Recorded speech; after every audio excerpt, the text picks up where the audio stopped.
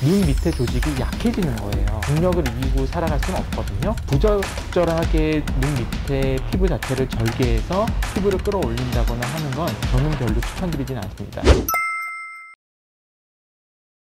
요즘 눈밑 지방 재배치라는 수술이 워낙 여러분들한테 관심이 많고 또 어떤 수술인지 굉장히 궁금해하는 분들이 많더라고요. 제가 볼 때 이 눈밑 지방 재배치라는 수술은 적응증 자체는 확실히 정해져 있는 건 아닙니다.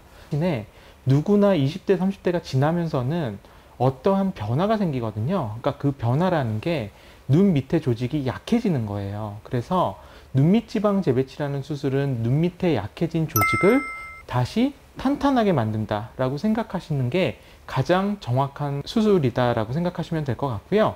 대신에 우리가 눈밑 지방 재배치라는 수술은 여러분들이 알다시피 피부를 절개하지 않는다고 알고 계시거든요. 맞습니다. 피부를 절개하지 않는데 대신에 피부에 탄력이 받쳐줄 수 있는 분들이 피부를 절개하지 않고 눈 밑에 조직을 탄탄하게 만들 수 있겠죠. 그래서 눈밑 지방 재배치라는 수술은 30대부터 50대 초반 정도의 피부 타입 자체가 탄력이 괜찮으신 분들이 할 수 있는 안전한 눈 밑의 수술이다. 이렇게 보시면 될 것 같습니다. 눈밑 지방 재배치 수술을 생각하시는 분들은 물론 20대 분들도 계시겠지만 대부분의 나이대는 30대, 40대 이쪽이 가장 많죠. 왜 그러냐면 피부뿐만 아니라 눈 밑의 조직 자체가 약해지기 때문인데요. 눈 밑의 조직은 기본적으로 우리 얼굴의 근육, 지방 모든 둘러싸는 조직 중에 가장 빨리 노화가 오는 부분 중에 하나입니다.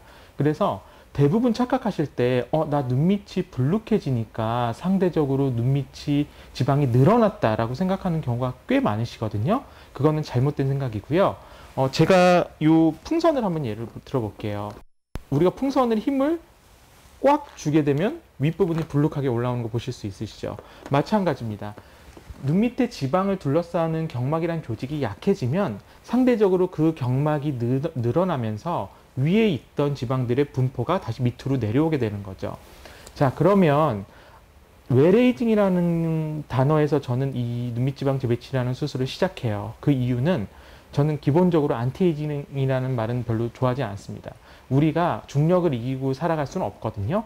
결국 우리 몸의 조직, 얼굴의 조직도 노화가 오는 거를 충분히 받아들이고 그 노화가 오는 상태에서 어떻게 하면 가장 잘 곱게 내 얼굴을 유지할 수 있을까? 이런 고민에서부터 모든 걸 시작해야 됩니다. 그래서 웰에이징의 첫 걸음은 바로 이 눈밑 지방 재배치 수술이 되는 거고요. 그래서 30대부터 40대 분들이 수술을 하고 나면 이 효과 자체가 물론 반영구적으로 유지는 되지만 본인이 노화 속도에 따라서 물론 눈 밑에 불룩하면 다시 올 수 있는 겁니다. 대신에 유지할 수 있는 기간 자체가 길어지니까 그만큼 다른 분들에 비해 나의 얼굴을 더 곱게 오래 유지를 할 수 있는 수술이 되는 거죠.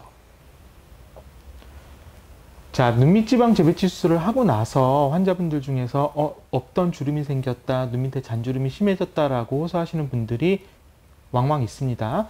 자, 기본적으로 눈밑 지방 재배치라는 수술은 내 눈 밑의 조직을 어떻게 만든다고요? 탄탄하게 만드는 조직이에요. 그런데 이 수술을 함으로써 기본적으로 눈 밑의 볼륨 자체가 더 줄어들겠죠. 왜? 지방을 재배치함으로써 펴주니까요. 그리고 늘어난 경막을 강화시켜주니까 상대적으로 불룩해져 있던 피부는 밑으로 내려오는 거거든요. 자, 우리가 피부가 불룩해져 있다가 밑으로 내려오게 되면 당연히 피부에 주름은 생길 수 있는 환경이 만들어지는 겁니다. 대부분 이런 현상은 탄력 레이저나 아니면 눈 밑에 고주파 치료를 통해서 충분히 좋아지는 경우가 많기 때문에 부적절하게 눈 밑에 피부 자체를 절개해서 피부를 끌어올린다거나 하는 건 저는 별로 추천드리진 않습니다. 물론 30대, 40대라도 피부 탄력 자체가 선천적으로 많이 떨어지신 분들이 있습니다. 그런 분들 같은 경우에는 성형외과 전문의 선생님하고 같이 상의를 해서 이제 피부 절개를 들어갈 건지 혹은 일단은 눈 밑에 조직을 탄탄하게 만들면서 눈 밑에 피부를 좀 더 시술적인 안전한 레이저 방법으로 좀 더 탄탄하게 만들 건지에 대한 고민은 주치의 선생님과 하시는 게 저는 가장 맞다고 생각하고요. 필요한 피부 절개는 지양합니다. 왜냐하면 우리가 결국에는 나이가 들어가면서 40대, 50대, 60대, 요즘은 100세 시대라고도 하잖아요. 결국 정말 필요한 경우에는 피부 절개를 해야겠지만 그 상황에 맞춰서 가장 안정적으로 부작용이 나지 않는 확실한 방법을 선택하는 게 가장 중요한 팁이라고 저는 생각합니다. 저희 병원에 오는 환자분들 중에 가끔 이런 질문을 하시는 분들이 있어요. 원장님 병원에는 30대, 40대 분들이 훨씬 많으신 것 같아요. 실제로 제 수술 환자분들의 대부분은 30대 이상의 분들이 대부분입니다. 20대 분들 중에서도 왕왕 이제 눈 밑에 지방이 불룩하거나 눈 밑에 다크서클이 심해서 수술을 받기 위해서 오시는 분들이 있는데요. 실질적으로 20대 때 생기는 눈 밑에 다크서클이나 눈 밑의 변화는 노화로 인한 변화라기보다는 선천적인 경우가 많습니다. 그러니까 그 뜻이 뭐냐면 눈 밑에 조직 중에 눈밑고랑 임대라고 하는 이 이제 눈 밑에 고랑의 임대 부분이 타이트해져서 생기는 현상이 많은데 그런 현상으로 오시는 분들이 사실 20대 때는 훨씬 많고요.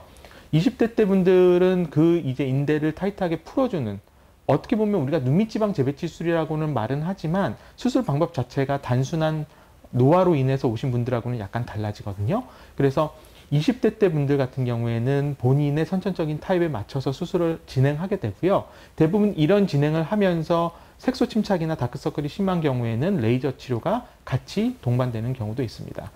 자, 노화로 인한 현상이 아닌 선천적인 20대 같은 경우에는 수술을 권장하지만 단순하게 내가 컨디션에 따라서 눈밑이 좀 왔다 갔다 한다거나 혹은 색소 침착이 심하다거나 이런 경우에는 수술적인 치료보다는 레이저 같은 시술적인 치료가 더 효과적일 경우가 많습니다.